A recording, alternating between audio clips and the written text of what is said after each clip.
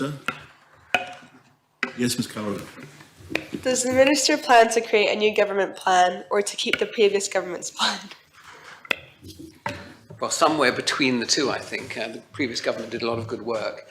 And there are two government plans. One is our Common Strategic Plan, which the new government has to put in place within, I think it's 6 weeks or 8 weeks of taking office. The other government plan is actually what I refer to as the annual budget and 3-year financial plan. The Common Strategic Plan that we'll be launching hopefully next week is similar. It's built upon the foundations of the previous Common Strategic Plan, but with 12 new priorities for delivery in the remainder of this term. And the budget, or the actual government plan, we are pretty much sticking with what was agreed for 2024 with some amendments, because we're going to be reprioritising spending, and then we'll create a new budget and government plan for years 25 and 26. Supplemental question, Ms. Carroll. Ms. Martins. Does the Minister have any plans of increasing pay for teachers and other key workers, for example, nurses? Thank you.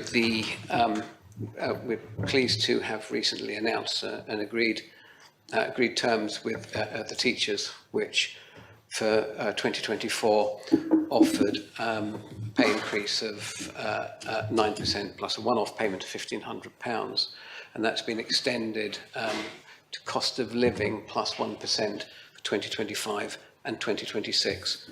As I said, I'm pleased to say we've come to, I think, a good and fair arrangements with teachers, which recognises the value of teaching to our island and goes some way to readdressing the pay, the deterioration pay that we've seen recently.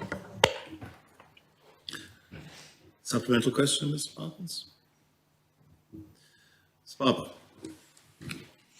Would the Chief Minister be opening to considering prolonging the available time for a woman is able to have an abortion from 12 to 18 weeks for reasons of women's distress, as the law undermines those who don't find out until they are pregnant until the 8 to 10 week mark and have very little time to decide on their final decision?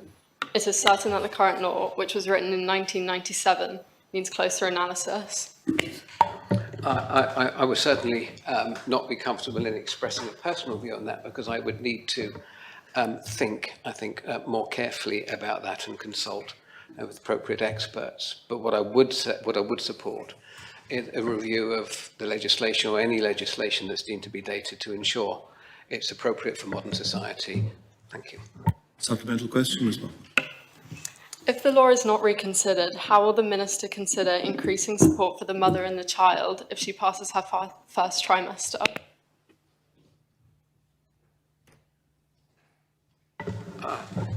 I simply don't know the answer to that. I'd have to think very carefully.